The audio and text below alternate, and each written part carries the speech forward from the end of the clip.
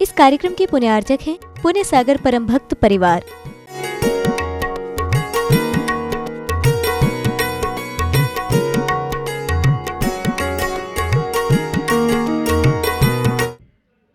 महानुभावों, सम्यक दर्शन के 8 अंगों में निर्विचिकित्सा एक मुख्य अंग है। समंतभद्र आचार्य देव ने रत्नकर्ण श्रावकाचार्य ग्रंथ में कहा, स्वभावतो शुचौकाये रत्नत्रयी पवित्रिते निर्जुगुप्सा गुणा प्रीतिर मता निर्विचिकित्सता। यह शरीर स्वभावतः अशुचौकाय, यह स्वभाव से ही अपवित्र है, किंतु रत्नत्रय पवित्रते, रत्नत्रय के द्वारा यह पवित्र होता है। गुण प्रीतिर, जहाँ इस अपवित्र शरीर में जो गुणों के प्रति ग्लानि का भाव नहीं होता है, प्रीति का भाव होता है, उसे निर्विचिकित्सा अंग कहा गया है। शरीर स्वभाव से ही अपवित्र है।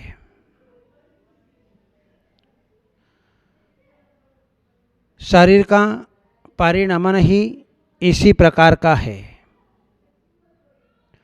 उसका उत्पत्ति स्थान भी अपवित्र है, जहाँ रज और वीर्य के मिलने पर इस शरीर की उत्पत्ति हुई है। इस शरीर को हम कितना भी पवित्र करना चाहें, शरीर को पवित्र नहीं कर सकते। चाहे अच्छे अच्छे सुगंधित पदार्थ लगा लें, अच्छे अच्छे साबुन लगा लें, अच्छे अच्छे क्रीम पाउडर लगा लें, तब भी ये शरीर पवित्र नहीं हो सकता है। ये शरीर पवित्र होता है रत्नत्रय, जब सम्यक दर्शन, सम्यक ज्ञान और सम्यक चारित्र को प्राप्त कर लेता है, तो ये शरीर भी पवित्र हो जाया करता है। जहाँ शरीर में रहने वाले जो हमारी आत्मा बैठी हुई है, उस आत्मा में अनंत गुण हैं, दर्शन, ज्ञान, चारित्र, तप आदि का। उन गुणों के प्रति जो प्रीति का भाव है, उन गुणों के प्रति जो ग्लानि का भाव नहीं है, वही जो है निर्विचिकित्सा अंग कहलाता है। शरीर शरीर है, शरीर किसी का सगा नहीं है। शरीर की चिकित्सा के लिए चिकित्सालय में जाना पड़ता है, और जितने भी डॉक्टर लोग हैं, मल मूत्र आदि सफाई करने वाले हैं, वे जो है रात दिन सेवा करते हैं। यद्यपि उनके ग्लानि का भाव नहीं है, उनका मात्र एक आजीविका का साधन वह चिकित्सालय है, लेकिन जहाँ पर सेवा की जाती है, वहाँ पर सम्यक दर्शन नहीं हो पाता है। जहाँ सम्यक दर्शन, जहाँ किसी प्रकार के धर्म और धर्मात्माओं के प्रति ग्लानि का भाव नहीं होता है,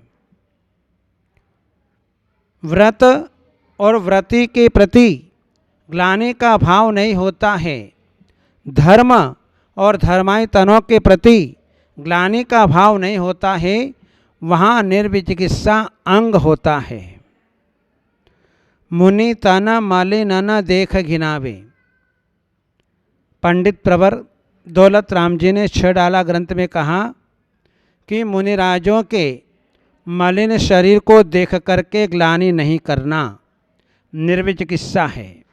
मुनिराज स्नान नहीं करते, उनका शरीर मटमैला होता है, गंदा होता है, लेकिन उस मलिन शरीर को देख करके जहाँ ग्लानि का भाव होता है तो सम्यक दर्शन नहीं होता है। क्योंकि जहाँ किसी भी पदार्थ के प्रति ग्लानि का भाव नहीं आना, वह धर्म अच्छा नहीं, जिसमें भूखे मरना पड़ता है। किसी ने पर्युषण पर्व की पंचमी के दिन या अनंत चतुर्दशी के दिन उपवास किया। अब जो है उसने उपवास तो किया, लेकिन वह उपवास नहीं कर पाया और उसको वॉमिटिंग हो गई, उसको भूख प्यास लग रही है। इसमें जो है उस व्यक्ति के उपवास का अभ्यास नहीं था और जो है व्रतों को दोष देने लगे कि इसने उपवास किया, इसने व्रत किया, जिसके कारण जो है उसको वॉमिटिंग हो गई। यह व्रत का दोष नहीं है, यह तुम्हारी सामर्थ्य का दोष है। इसलिए जो है धर्म जो है धर्म का दोष नहीं है। जिसने धर्म को नहीं समझा उसका दोष है। जहाँ धर्म के प्रति ग्लानि का भाव नहीं है, धर्म तो धर्म है, वह तो प्राणियों को सुख प्राप्त कराता है, दुख से निकालता है, वह धर्म है। धर्म तो वस्तु का स्वभाव है, वस्तु के स्वभाव को कोई बदल नहीं सकता है। तो इसलिए धर्म जो है उस धर्म के प्रति जो है ग्लानि का भाव नहीं होना, धर्मात्माओं के प्रति ग्लानि का भाव नहीं होना। जहाँ धर्मात्माओं के प्रति यदि ग्लानि का भाव होता है तो समझना सम्यक दर्शन अभी हमसे बहुत दूर है। इसलिए सम्यक दृष्टि जीव अपने जीवन में धर्म और धर्मात्माओं के प्रति कभी भी ग्लानि का भाव नहीं करता है। वह व्रत और आवृत्ति के प्रति कभी भी जो है ग्लानि का भाव नहीं करता है। वह तो जो है उनके साथ में धर्म का व्यवहार करता है, क्योंकि न धर्मो धार्मिकेर बिना।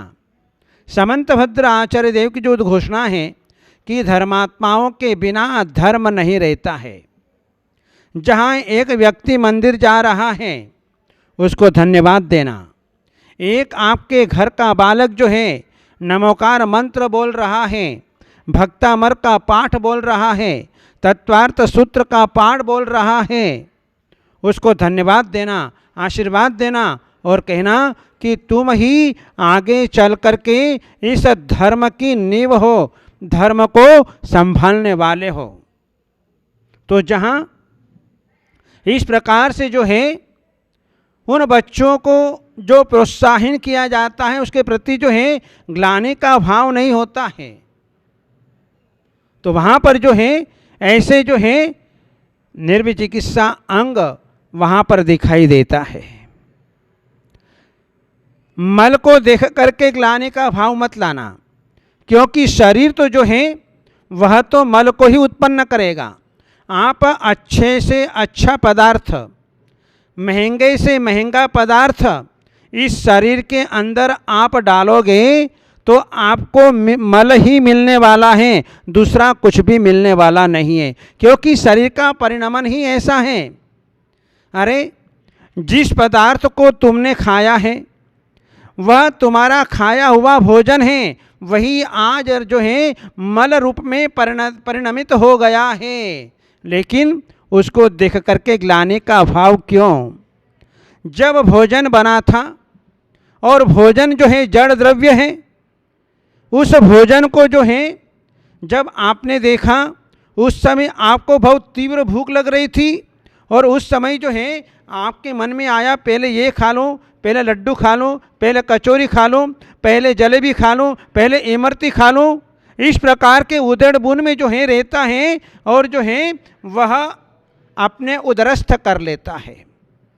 जिस भोजन को देख करके, जिस भोजन को बनाने में 4 घंटे का समय लगा, 6 घंटे का समय लगा, उस भोजन को देखते समय आपके भीतर राग उत्पन्न हो रहा था कि कितना अच्छा सुंदर भोजन बना हुआ है।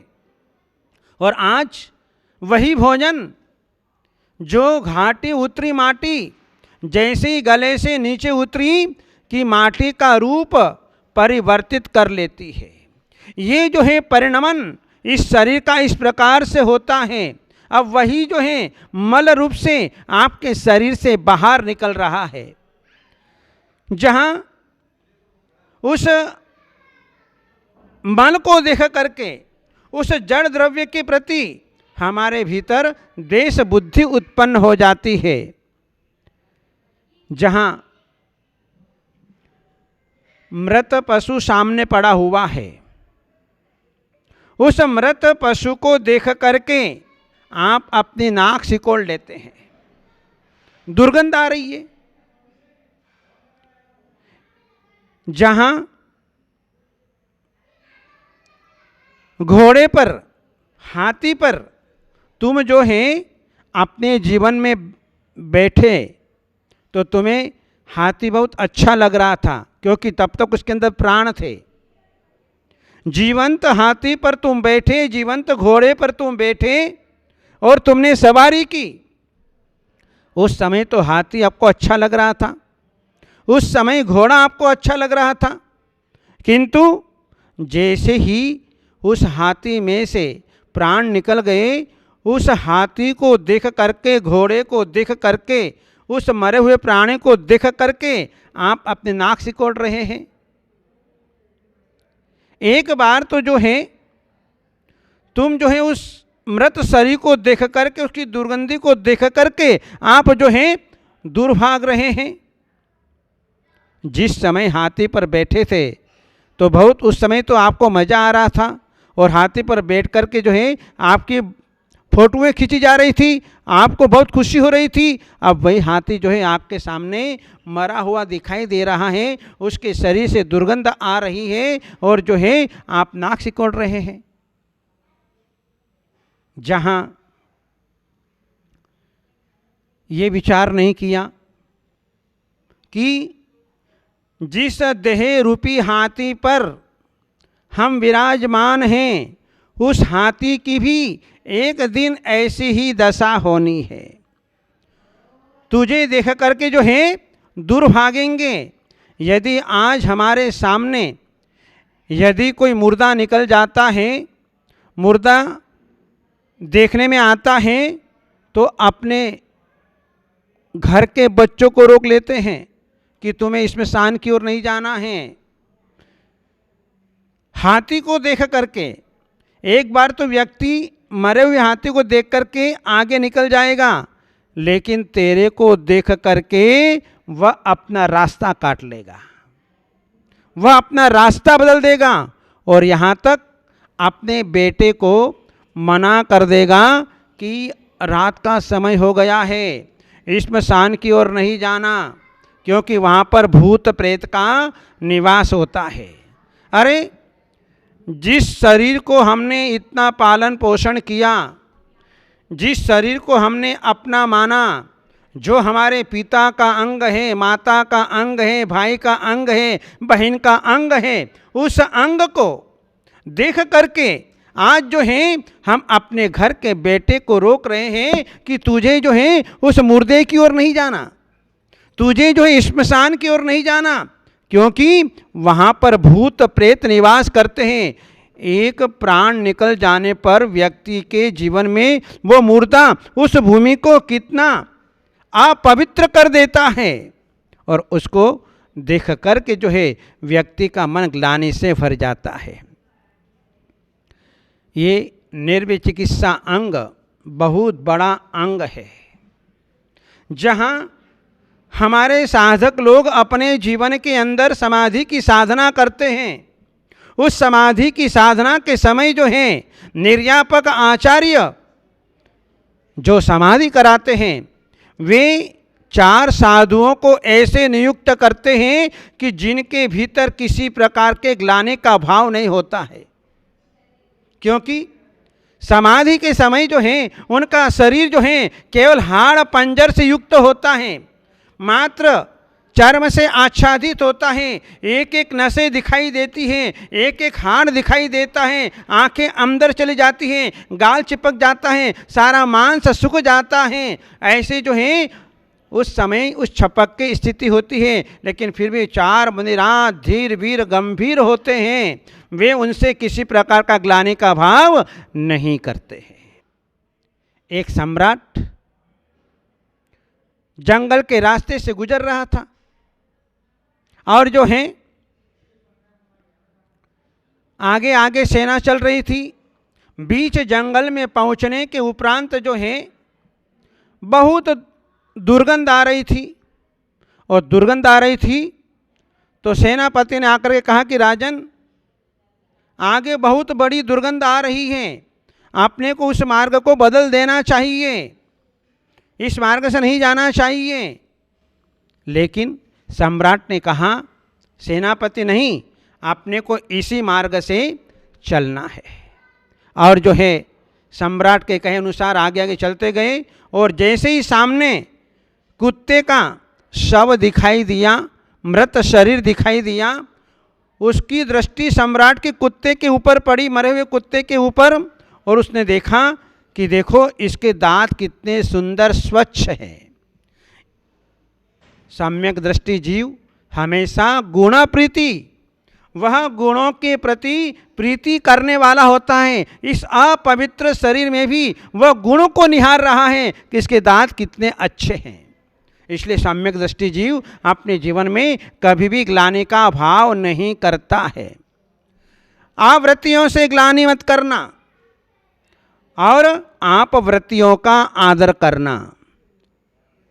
आवृत्तियों के भाव भी व्रती बनने के बने रहें, ऐसा पुरुषार्थ अपने जीवन में होना, और वह जो है निर्विचिकित्सा अंग जो है उसके जीवन के अंदर दिखाई देगा। यदि इस निर्विचिकित्सा अंग पर हमने विजय प्राप्त कर ली तो फिर हमें किसी राजा की ओर दृष्टिपात नहीं करना पड़ेगा। जहाँ हमारे समंतभद्र स्वामी ने एक राजा का दृष्टांत दिया कि वह राजा कैसे निर्विचिकित्सा अंग का परिपालन पालन करने वाला हुआ, जिसकी चर्चा सावधर्म इंद्र की सभा में चली। सावधर्म इंद्र ने कहा कि इस पृथ्वी तल पर यदि कोई निर्विचिकित्सा अंग का पालन करने वाला है तो वह मध्यलोक का राजा, उसकी परीक्षा के लिए देव आ गया, और देव आने के उपरांत जो है उसने मुनि वेश को धारण किया, राजा ने उसका पड़गहन किया, आहार दिया और सारा वमन कर दिया, और ऐसा वमन कर दिया कि देखने वाले सारे भाग गए, लेकिन राजा वहाँ से नहीं भागा। राजा ने जो उसकी साफ सफाई की, और जो उसने देव ने जो है पुनः उनके ऊपर उल्टी कर दी, तब भी राजा ने अपने भीतर किसी प्रकार का ग्लानि का भाव नहीं किया।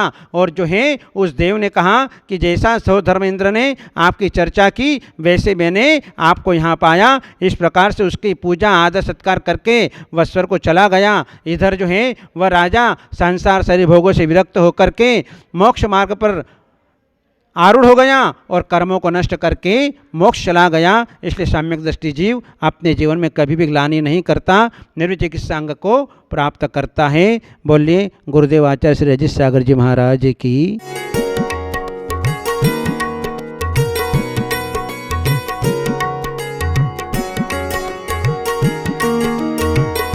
इस कार्यक्रम के पुण्यार्जक थे पुण्य सागर परम भक्त परिवार।